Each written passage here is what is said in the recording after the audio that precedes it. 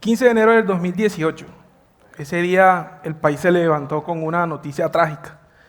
Y era que el Chirajara, uno de los puentes que se encargaba o que pertenecía a la concesión que se encarga de conectar las vías entre Bogotá y el Llano, se había caído.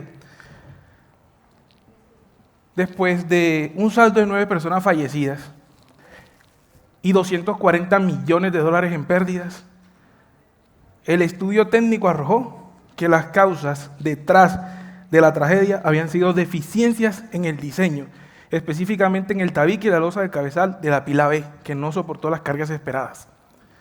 Cuando yo veía esa noticia, yo me preguntaba, ¿qué responsabilidad, qué carga hay sobre un ingeniero civil cuando hace ese tipo de cálculos?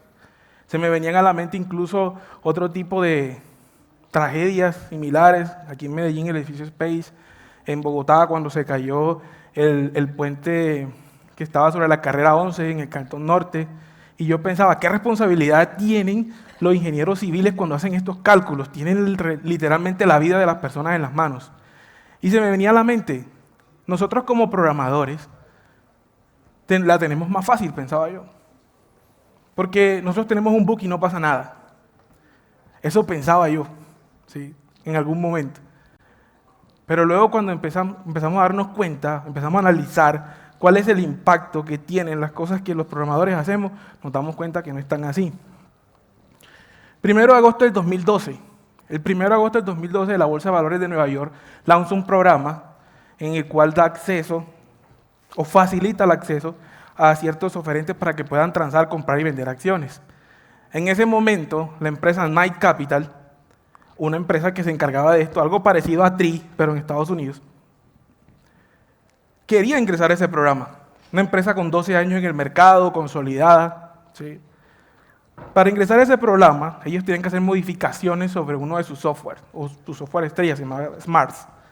Software muy, muy potente que era capaz de hacer muchísimas transacciones en muy poco tiempo. Ese software tenía en su ambiente de pruebas, su ambiente de staging, una funcionalidad llamada PowerPEC, que le permitía trabajar de una manera más acelerada.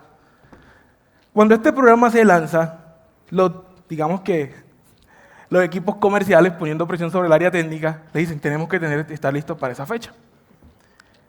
Eso hace que el equipo de desarrollo empiece a trabajar en esas nuevas funcionalidades y en algún momento modificaron parte del código de PowerPEC. Resulta que PowerPEC utilizaba una bandera. Como contexto, en desarrollo de software existe algo que se llaman banderas. Básicamente es un indicador en una base de datos que tiene un 1 o un 0 que sirve para aprender o apagar una funcionalidad. Pero esta bandera estaba diseñada para que PowerPEC solamente funcionara en ambiente de desarrollo y pruebas.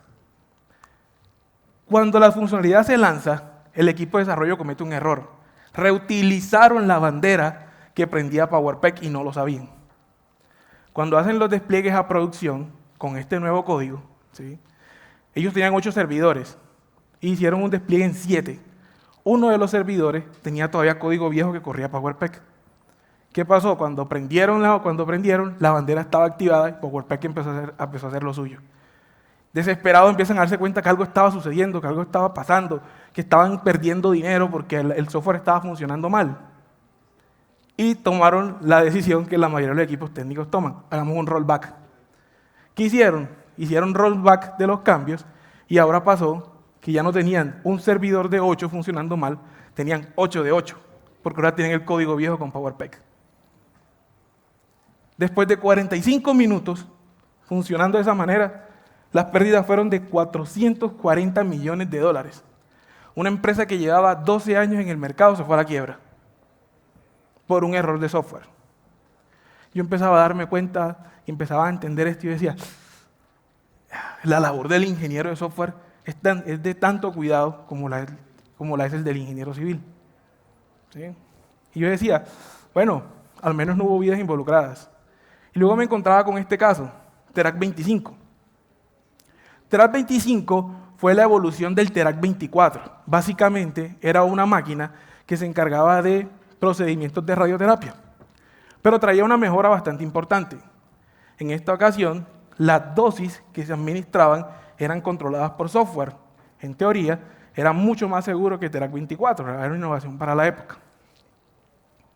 Resulta que por allá en los años 80, una persona recibiendo tratamiento llega a su 12ª sesión de terapia, en la cual esta máquina le ponía de forma focalizada una cierta cantidad de radiación enfocada en combatir un tumor en específico. La persona entra, procedimientos, controles. De un momento, la persona que administra los controles escucha un grito y resulta de que la máquina la había quemado. Para contexto, un procedimiento de radioterapia emplea alrededor de 200 rads. Rads es la unidad de medida de radiación que se aplica. Una dosis de 1000 ya es perjudicial. A esta persona se le aplicaron entre 15.000 y 20.000 rads. Perdió la movilidad del brazo, perdió un seno y a los 6 meses falleció a causa de la radiación que la máquina le aplicó. ¿Y cuál fue el problema? El problema fue que la forma en que se ingresaban los datos o los parámetros en la máquina generaba una condición de carrera que hacía que el cálculo de radiación se hiciera de una forma incorrecta. Sí. Cuando nosotros nos vamos incluso al detalle de estos casos, nos encontramos siempre con malas prácticas. Por ejemplo, en el caso del TERAC 25, todo el software fue desarrollado por una sola persona. Las pruebas las hizo la misma persona. No hubo otras personas involucradas, no hubo un análisis de equipo, todo fue manual. Y ese programador, en sus buenas intenciones, se fue a acostar a dormir convencido de que la máquina funcionaba perfecto. Y mientras tanto, habían personas falleciendo. Hubo un total de 6 personas, casos conocidos, que fallecieron con eso. Y como ese hay muchísimos casos, y de hecho muy famosos. Hay otro caso, por ejemplo, el del Boeing 737 MAX, ¿sí?, que tuvo un error en el software, además sumado a malas prácticas de la empresa, que cobró la vida de más de 200 personas por 2 accidentes aéreos. Entonces, cuando yo veía esas cosas, yo me preguntaba, como programadores, yo soy programador, como programadores somos conscientes del impacto de lo que nosotros hacemos. Nos estamos preparando para eso. ¿Con qué rigor estamos nosotros asumiendo la responsabilidad que tenemos nosotros en nuestra disciplina, en nuestra labor, en lo que nos gusta hacer?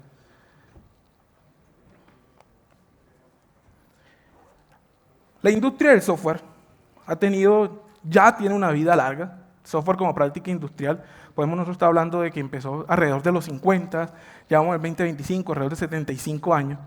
De esos 75 años, yo llevo 20 desde que hice mi primera línea de código. Y lo que he logrado ver en todo ese tiempo es que la práctica tiende a la especialización. Cuando nosotros nos íbamos, por ejemplo, en los 50, un ingeniero de software tenía casi que no tenía una frontera con un ingeniero electrónico. Cuando nosotros nos vemos las películas, cuando vemos la historia de Steve Jobs, vemos cómo hacían placas, ¿sí?, cómo los juegos se veía a Wozniak con el cautín sembrando componentes en una board, ¿sí?, y ellos mismos hacían el software, ellos mismos sabían de redes, ellos mismos sabían de todo. Este mundo de las ciencias de la computación tan amplio cabía en la cabeza casi que de una sola persona, ¿sí?, y no había muchas barreras con la parte electrónica, el hardware y el software.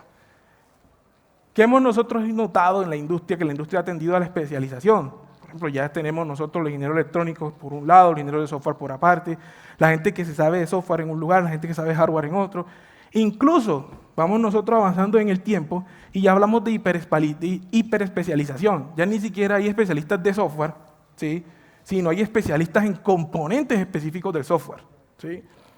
Cuando nosotros nos damos cuenta, anteriormente, un ingeniero de sistemas, de hecho la carrera de ingeniería de sistemas tiende a desaparecer y se vuelve una especialización. Ya ahora estudian ingeniería de software, ingeniería telemática, ingeniería electrónica, pero digamos que se tiende a la especialización.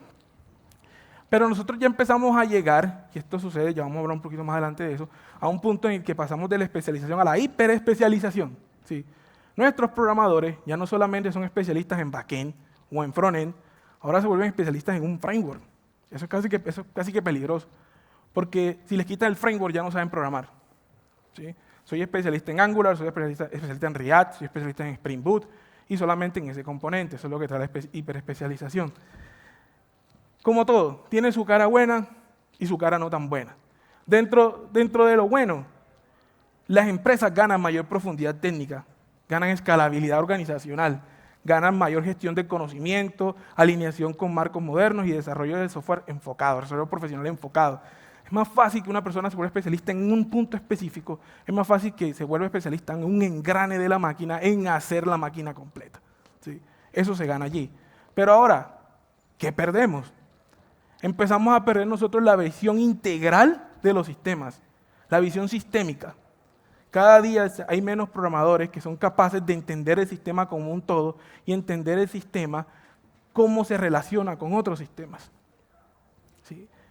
A veces cometemos el error de pensar que el software es, de cierta manera, inerme, que yo lo desarrollo, ahí lo pongo y no pasa nada. El software es como un ser vivo. El software, cuando tú interactúas con él, se degrada.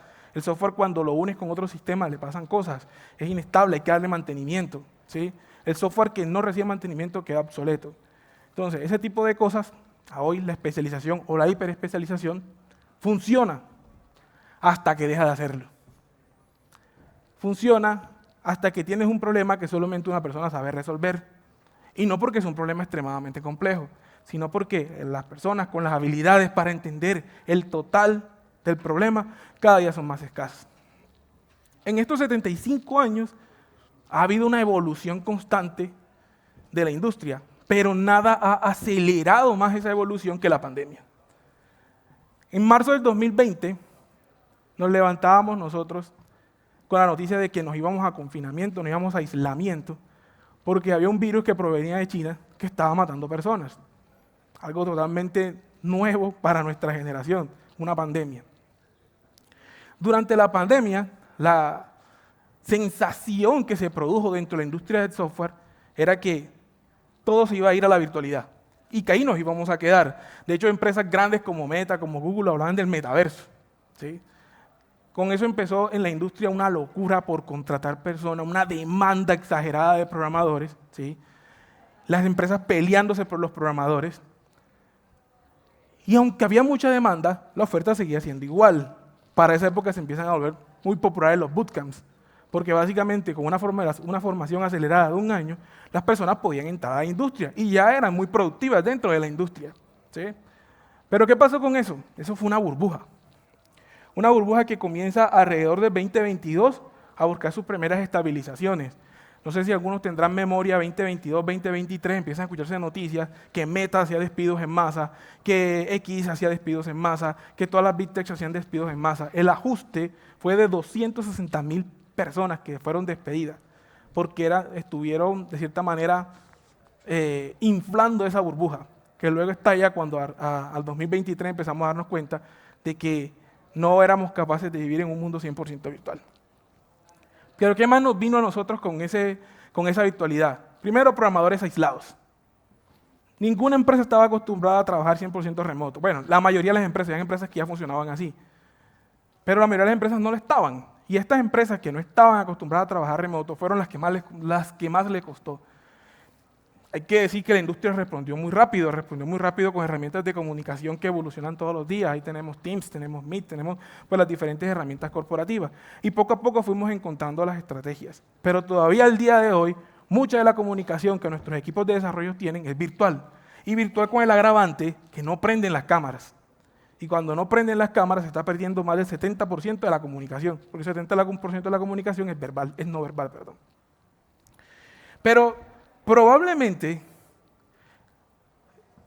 lo peor que nos quedó a nosotros de la pandemia fue que se separaron los seniors y los juniors. Y esta relación es extremadamente importante, ¿sí? Porque si bien los programadores cuando llegamos a una empresa venimos con un conocimiento de base, siempre es un senior quien nos termina de formar. Yo hago una analogía con la industria aérea.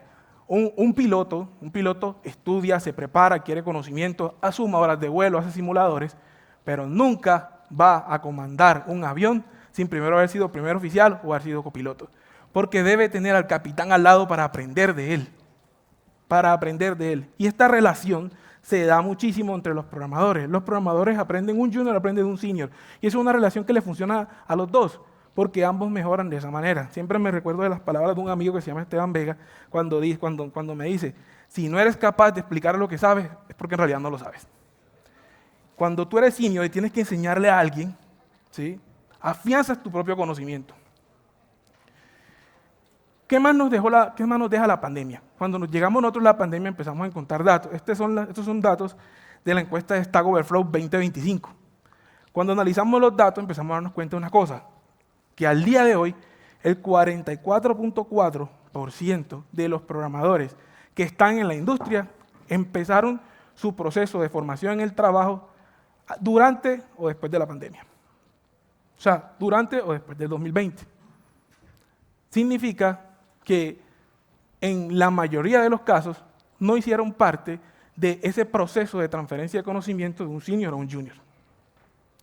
Incluso también profundizamos nosotros y encontramos con otro dato bastante interesante.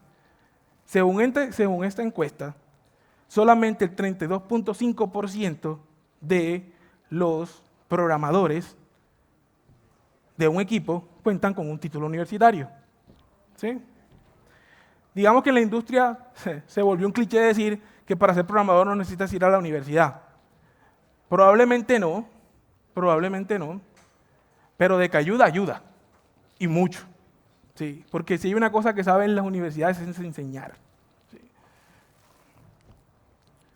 Bueno, pero ¿por qué la profundización aquí? ¿Por qué profundizar en esta idea de por qué la relación entre junior y senior? Cuando nosotros miramos las características de cada uno empezamos a notar ciertas cosas. ¿Sí? ¿Cuáles son las características? ¿Qué caracteriza a un junior?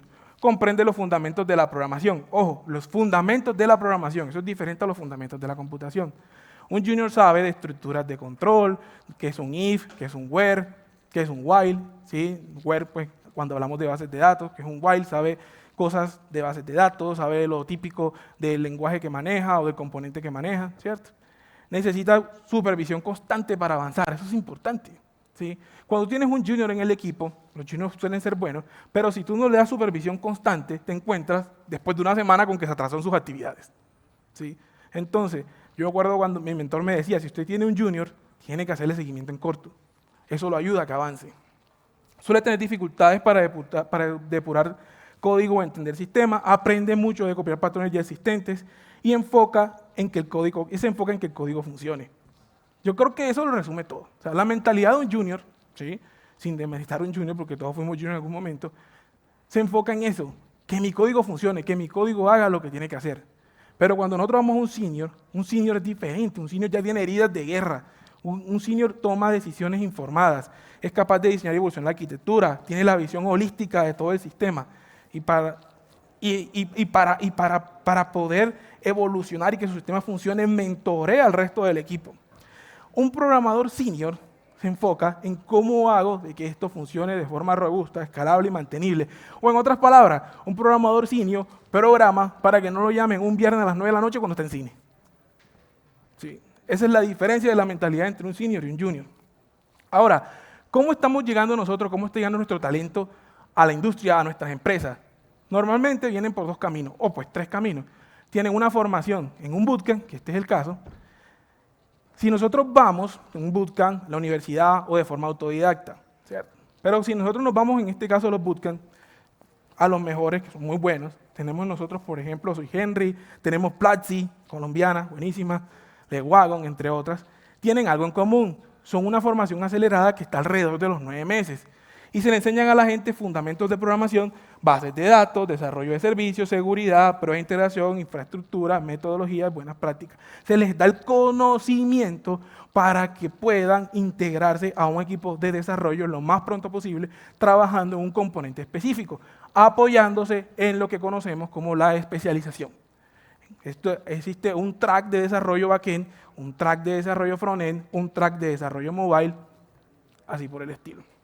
Normalmente cuando las personas salen de estos bootcamps, tienen ciertas capacidades. Diseñar componentes, gestionar datos, implementar autenticación, garantizar estabilidad de los sistemas, operar sistemas distribuidos, colaborar con equipos frontend, etc. Ahora, ¿cuál es la diferencia entre la formación que nos da un bootcamp con respecto a la formación que nos da la universidad? Miremos, esto es un compilado de lo que normalmente tiene un pensum en una universidad. Miremos qué tiene. Por una parte tiene, por ejemplo, bases sólidas en matemáticas. Siempre los ingenieros nos dicen, ¿y yo para qué voy a usar una integral cuando esté trabajando? No vas a usar la integral. El propósito no era la integral, el propósito era que aprendieras a resolver problemas. Por eso te daban matemáticas. ¿Sí? Fundamentos de computación, diferentes a fundamentos de programación. ¿Sí? Fundamentos de computación abarcan una disciplina muchísimo más allá de simplemente escribir código. Es cómo ese código interactúa con el resto de las ciencias de la computación. Cursos de especialización, ingeniería de procesos, formación integral, competencias blandas, importantísimo eso, ¿sí? Y evaluación continua y diversidad de métodos. Una de las cosas más importantes que deja la universidad es la capacidad de aprender, de investigar y de formarse por cuenta propia. Normalmente cuando las personas salen de la universidad, pues si el trabajo fue bien, si el trabajo se hizo bien, salen con ciertas competencias, capacidad de abstracción, razonamiento algorítmico, versatilidad tecnológica, calidad y buen desempeño, trabajo en equipo, conciencia ética, autonomía investigativa. Si nos damos cuenta nosotros cuáles son las principales diferencias entre alguien que se forma en la universidad con respecto a alguien que se forma en un bootcamp, es la universidad te enseña competencias, el bootcamp te da conocimientos. Esa es la principal diferencia. Una vez hecha esa diferencia, yo traigo una pregunta, ¿sí? Tienes 2 puentes para cruzar. El primero fue construido por alguien que tuvo formación intensiva en 9 meses y el otro, formación tradicional de 5 años. ¿Por cuál puente cruzas? Yo no voy a responder la pregunta, al menos no en este momento.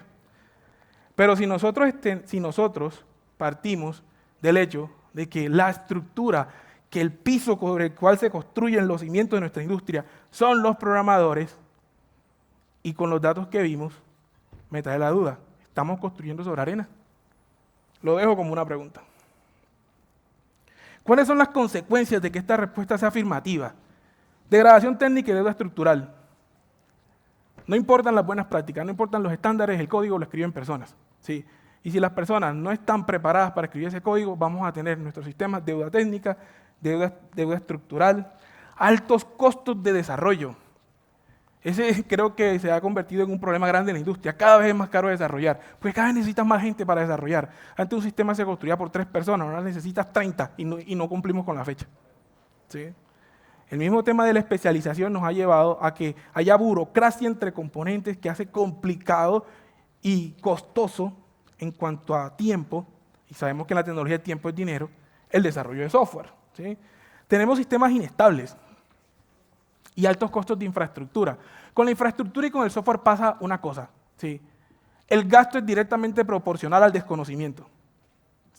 Entre usted más sabe de AWS, más baratos son sus costos. Entre menos sabe, más altos son. ¿Sí?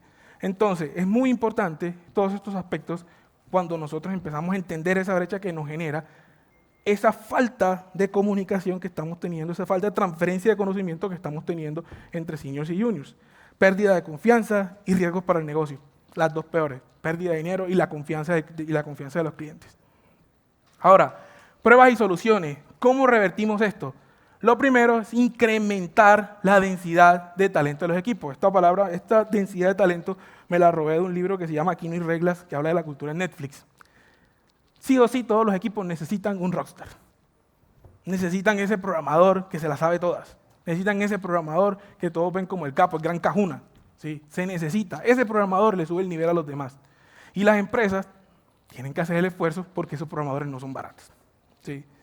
Formación integral, no solamente en conocimiento, sino también en competencias. Ambas cosas son importantes, que la gente tenga conocimiento, pero también que ese conocimiento vaya acompañado de competencias, que la gente sepa qué hacer cuando un sistema se cayó, que la gente tenga la metodología para entender, para leer un log, para mirar los errores, para saber con quién habla, para gestionar el equipo, para liderar el equipo y poder responder lo más pronto posible, teniendo en cuenta las posibles consecuencias de la caída de un sistema.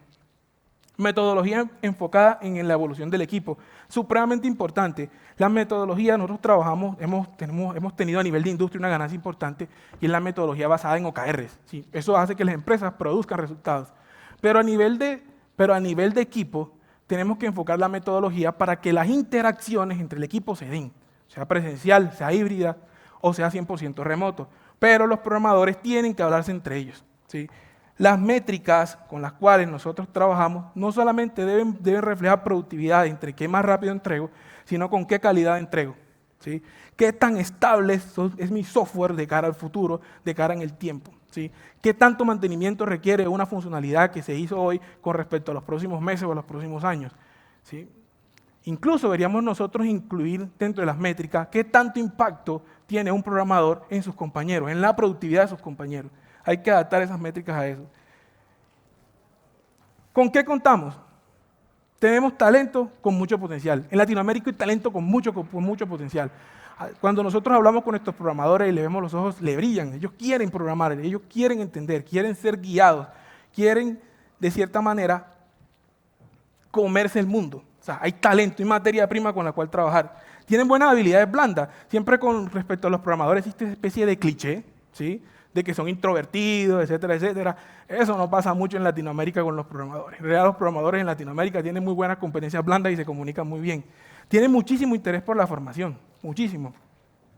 Y además tienen adaptabilidad y compromiso, ¿sí? Es muy común ver en nuestros equipos, yo le llamo la moral de la tropa, cuando hay un problema, los programadores como a veces ni siquiera tienen que ver con el problema, pero ahí se quedan trabajando con sus compañeros hasta que el problema se resuelva. Y eso es muy de nosotros, eso es muy de los latinos. Entonces tenemos mucha materia prima con la cual trabajar. Ahora, con respecto a la pregunta que hice un rato acerca de por cuál puente cruzas, yo la respondería, mi respuesta es, yo no curso por ninguno de los dos. Por una simple y sencilla razón, porque una persona no construye un puente. Los puentes se construyen por un grupo de personas, se construyen por equipos, y en un equipo los necesitas a todos, ¿sí? De nada sirve de que yo tenga el programador super, hiper, mega pro si ese programador no está teniendo un efecto en sus compañeros y como equipo estamos haciendo grandes cosas, ¿sí?